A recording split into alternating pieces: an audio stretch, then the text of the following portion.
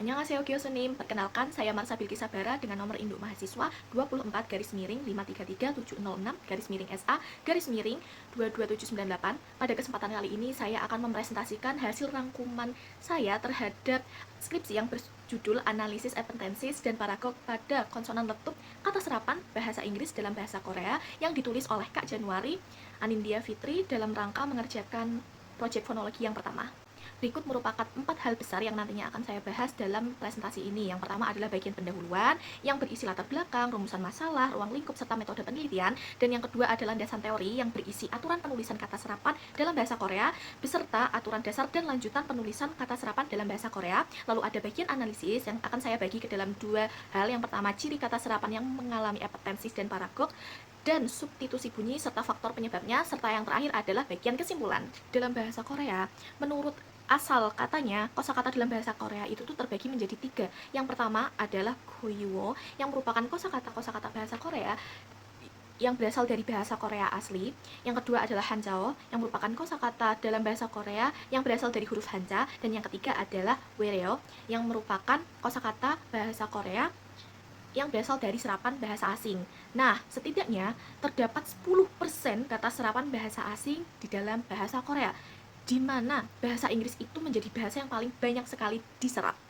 Nah, semua kata asing yang diserap ke dalam bahasa Korea, terutama bahasa Inggris yang diserap ke dalam bahasa Korea, akan melewati setidaknya 2 proses, yaitu yang pertama adalah perubahan bentuk penulisan, dan yang kedua adalah perubahan bunyi. Bahasa Inggris yang diserap ke dalam bahasa Korea akan melewati 2 proses. Yang pertama adalah perubahan bentuk penulisan dari huruf alfabet ke Hangul atau alfabet Korea. Nah, ini tentu saja akan terjadi karena bahasa Korea sendiri itu memiliki alfabetnya sendiri, alfabet yang berbeda dengan alfabet biasanya, yang disebut juga dengan Hangul. Jadi otomatis kata-kata serapan dari bahasa asing yang diserap ke dalam bahasa Korea akan diubah penulisannya dari alfabet biasa menjadi alfabet Korea. Nah, hal ini tentu berguna untuk memudahkan orang Korea dalam membaca dan melafalkan kata-kata serapan ini dalam kehidupan sehari-hari. Nah, selanjutnya setelah melewati proses perubahan bentuk penulisan dari huruf alfabet ke Hangul, terjadi perubahan bunyi. Perubahan bunyi yang paling sering ditemukan pada kata serapan bahasa Inggris adalah penambahan bunyi yang berbentuk epentensis dan paragog gitu. Nah, di sini terdapat 2 jenis penambahan bunyi oleh Terry Crowley. Jadi sebenarnya ada 4 jenis penambahan bunyi, namun di sini saya hanya menjelaskan 2 saja karena hanya 2 ini yang menjadi fokus di dalam skripsi ini gitu. Yang pertama adalah epentensis. Jadi epentensis ini tuh merupakan proses penambahan bunyi yang menambahkan vokal di tengah-tengah suatu kata untuk memisahkan 2 konsonan dalam satu cluster. Untuk paragog sendiri, proses perubahan bunyi yang menambahkan vokal di kata yang berakhiran dengan konsonan. Jadi keduanya ini tuh sama-sama penambahan bunyi vokal, namun letaknya berbeda. Kalau epentensis, letaknya penambahannya itu ada di tengah-tengah kata, sedangkan paragog penambahan vokalnya itu berada di akhir kata gitu, dengan vokal e sebagai vokal yang paling banyak ditambahkan pada kedua proses ini. Dengan 2 rumusan masalah utama yang akan dibahas di bagian analisis. Yang pertama adalah bagaimana ciri kata serapan yang mengalami proses epentensis dan paragog, dan faktor apa saja yang menyebabkan proses tersebut. Berdasarkan ruang lingkup, analisis dalam skripsi ini terbagi menjadi 4 hal. Yang pertama adalah kata-kata serapan dari bahasa Inggris yang murni diserap tanpa pengaruh bahasa lain. Yang kedua adalah kata-kata serapan dari bahasa Inggris ke dalam bahasa Korea yang memiliki konsonan letup tidak bersuara dengan fonem P, T, dan K, serta konsonan letup bersuara dengan fonem B, D, dan G. Lalu kata-kata serapan yang diambil dari kamus kumpulan kata serapan dan istilah asing bahasa Korea oleh Jo Hyung-i dan Nam Ju-hye. Serta yang keempat adalah kata-kata serapan yang diteliti dengan teori penambahan bunyi epentensis dan paragog oleh Terry Crowley. Dengan menggunakan metode deskriptif kualitatif, data-data yang dikumpulkan ini akan dikumpulkan dengan teknik catat melalui Cambridge Dictionary dan the APA Illustration Korea. Lalu data-data yang sudah dikumpulkan akan dianalisis dengan teori perubahan bunyi oleh Terry Crowley. Yang pertama adalah aturan penulisan kata serapan dalam bahasa Korea. Nah, aturan penulisan kata serapan atau wereo pyogibob itu merupakan aturan resmi yang mengatur bagaimana kata serapan ditulis sesuai sistem fonologi Korea dan Hangul. Jadi aturan penulisan kata serapan ini tidak hanya digunakan untuk bahasa Inggris yang diserap ke bahasa Korea saja, namun bisa digunakan untuk bahasa-bahasa asing lainnya gitu, tidak terbatas pada bahasa Inggris saja. di mana dalam aturan penulisan kata serapan ini terdapat dua aturan yang harus selalu diingat. Yang pertama adalah dalam satu suku kata harus minimal terdiri dari konsonan plus vokal atau konsonan plus vokal plus konsonan. Dan yang kedua adalah dua atau lebih konsonan itu tidak dapat ditulis berdampingan. Apabila ditulis berdampingan maka harus ditambahkan vokal. Jadi aturan ini akan menjadi landasan mengapa terjadinya perubahan bunyi dalam bentuk penambahan bunyi epentensis dan paragog gitu. Selanjutnya terdapat aturan dasar penulisan kata serapan yang penting juga untuk diingat, karena aturan ini itu akan mendasari mengapa proses epentensis dan paragog itu dapat terjadi. Nah, di aturan dasar penulisan kata serapan ini terdapat 5 pasal. Yang pertama adalah kata serapan ditulis hanya dengan 20 alfabet Korea atau Hangul yang sudah ada. Jadi kita tahu bahwa Hangul itu terdiri dari 14 konsonan dan 10 vokal. Jadi semua kata serapan bahasa asing ke dalam bahasa Korea itu harus diubah bentuknya gitu, agar orang Korea dapat membaca kata-kata serapan tersebut dan menggunakannya dalam kehidupan sehari-hari. Lalu yang kedua adalah suatu bunyi fonetik kata serapan ditulis dengan satu lambang huruf bahasa Korea. Jadi ini juga berkaitan dengan pasal yang pertama. Lalu yang ketiga adalah hanya huruf giok, nin, real, mim, biek, siot, dan yang saja yang dapat digunakan sebagai akhiran konsonan atau bacin dari satu suku kata. Nah, namun perlu diingat bahwa penggunaannya itu juga tetap harus disesuaikan dengan bunyi asli dari setiap kata di bahasa asing tersebut gitu. Lalu untuk pasal keempat, tidak menggunakan bunyi konsonan rangkap untuk menyatakan bunyi konsonan tutup. Dan pasal 5 adalah memperhatikan penggunaan kata serapan yang sudah lazim digunakan dan menentukan batasan serta contohnya. Selanjutnya masih ada aturan penulisan lagi, tetapi ini adalah aturan penulisan yang terakhir, yaitu aturan lanjutan penulisan kata serapan. Di sini terdapat dua pasal yang dibagi per bentuk konsonan letup. Yang pertama adalah pasal 1, konsonan letup tidak bersuara fonem P, T, dan K yang terdiri dari 3 hal. Yang pertama adalah konsonan letup tidak bersuara yang terletak setelah bunyi vokal pendek ditulis sebagai akhiran konsonan dari satu suku kata. Yang kedua adalah konsonan letup bersuara yang terletak di antara vokal dan konsonan selain vokal pendek dan vokal nasal, niem, nien, serta lateral, L, R, atau real ditulis sebagai akhiran konsonan dari satu suku kata. Dan yang ketiga adalah selain kasus di atas, konsonan letup itu yang tidak bersuara terletak di akhir kata dan di depan konsonan ditulis menempel pada E. Dan untuk pasal kedua, konsonan letup bersuara dengan fonem B, D, dan G itu semua konsonan letup bersuaranya yang terletak di akhir kata maupun di depan konsonan ditulis menempel pada E. Selanjutnya kita akan masuk ke dalam bagian analisis. Di sini analisisnya saya bagi menjadi dua hal. Yang pertama adalah ciri kata serapan yang mengalami epentensis dan paragog serta substitusi bunyi dan faktor penyebabnya. Nah, di dalam ciri kata serapan yang mengalami epentensis dan paragog ini saya bagi lagi ke dua hal. Yang pertama adalah klasifikasi berdasarkan jenis konsonan letup dan klasifikasi berdasarkan letak fonem konsonan letupnya. Mengapa saya menggunakan klasifikasi dalam menjelaskan cirinya? Karena dengan mengetahui klasifikasinya maka kita juga akan mengetahui ciri kata serapan yang bagaimana sih yang mengalami epentensis dan paragog gitu.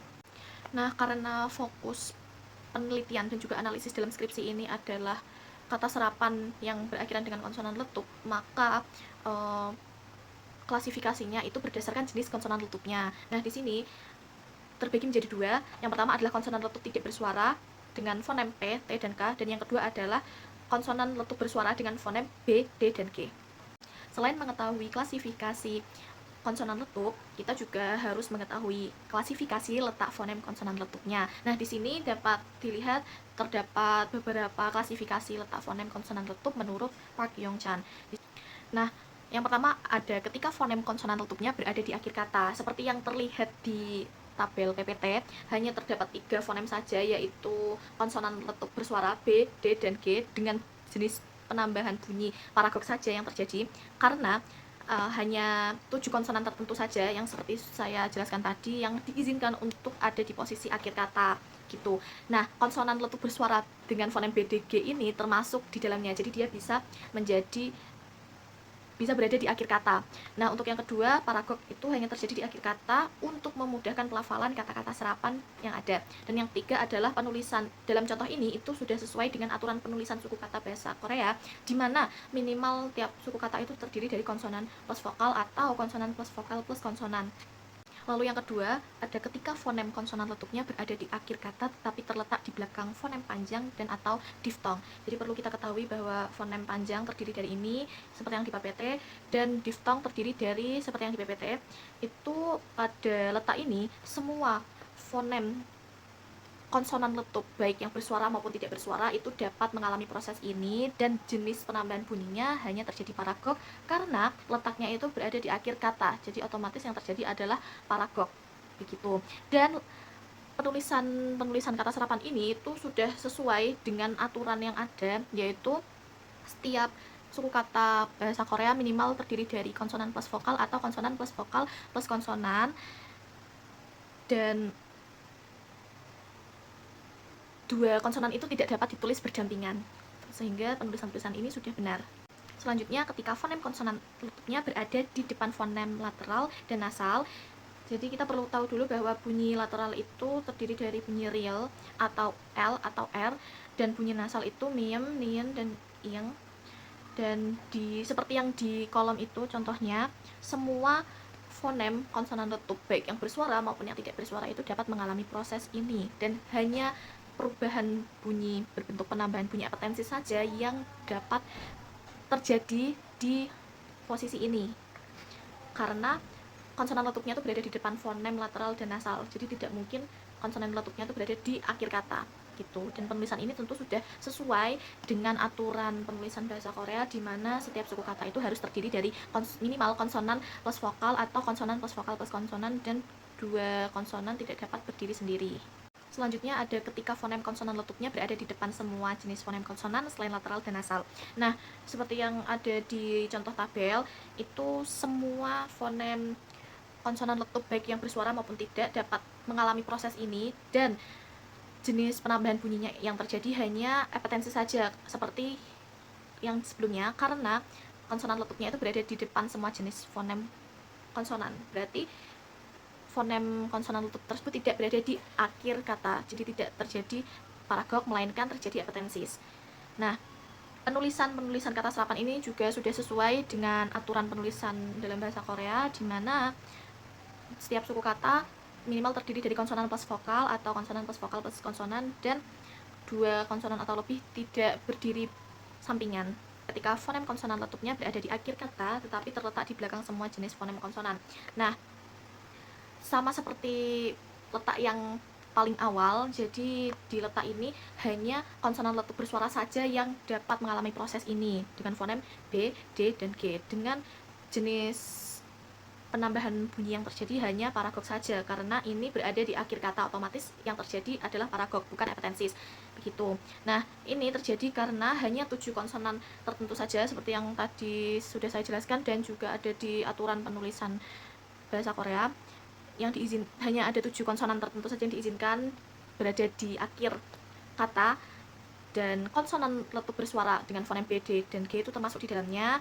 Lalu paragok terjadi di akhir kata untuk memudahkan pelafalan kata-kata serapan tersebut, serta penulisan ini tuh sudah sesuai dengan aturan penulisan bahasa Korea, di mana setiap suku kata minimal terdiri dari vokal plus konsonan atau konsonan plus vokal plus konsonan. Penyerapan kata bahasa Inggris atau bahasa asing lainnya ke dalam bahasa Korea itu tidak hanya mengalami penambahan bunyi saja atau perubahan bunyi saja, tetapi juga mengalami perubahan fonem bahasa Inggris ke fonem bahasa Korea, karena memang dalam bahasa Korea memiliki alfabetnya sendiri. Jadi mau tidak mau bahasa asing yang diserap ke dalam bahasa Korea harus mengikuti bentuk alfabet bahasa Korea. Nah, substitusi bunyi ini dilakukan berdasarkan pada aturan penulisan kata serapan yang sudah tadi saya jelaskan juga, yang terdiri dari 5 pasal, terutama pasal 1 sampai 4, di mana yang pertama, kata serapan ditulis hanya dengan 24 alfabet Korea atau Hangul yang sudah ada. Ini sudah sesuai semua, baik yang di kolom ini maupun yang di kolom-kolom sebelumnya. Jadi semua alfabetnya sudah berubah dari alfabet biasa ke alfabet Korea menggunakan Hangul. Yang kedua, satu bunyi fonetik kata serapan ditulis dengan satu lambang huruf Korea. Ini juga sudah sesuai dengan contoh yang ada di tabel ini maupun yang ada di tabel-tabel sebelumnya. Dan yang tiga, hanya huruf giok, nien, riel, miem, bip, siet, dan ing saja yang dapat digunakan sebagai bacim. Bacim ini merupakan akhiran konsonan, dan ini sudah sesuai juga dengan contoh yang ada di dalam tabel ini, yang terjadi pada fonem P yang berubah menjadi bip, fonem T yang berubah menjadi siot, dan fonem K yang berubah menjadi giok, karena hanya 7 konsonan saja yang diizinkan untuk menjadi bacim atau akhiran konsonan. Gitu. Dan yang keempat adalah tidak menggunakan bunyi konsonan rangkap untuk menyatakan bunyi konsonan tutup. Ini terdapat 4 kesimpulan yang dapat diambil dari analisis ini. Kamsahamnida Gyosunim.